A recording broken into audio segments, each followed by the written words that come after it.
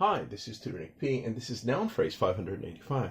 The noun phrase today is oodles of something. Okay, somebody wants a screenshot or a noun. Let's go right to it. If someone says oodles of something, it means an unspecified large amount or number of something and is emphasizing a very large quantity. Okay, let's continue. The term dates back to the 1800s and it originated in the US, but what it derived from is unclear.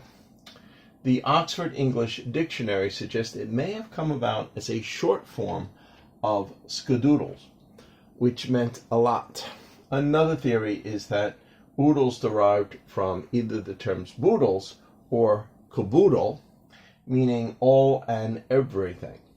Sometimes heard in the phrase the whole kit and caboodle. Okay, let's continue. And we've got 4 examples here to show just how it's used. Here's the first one.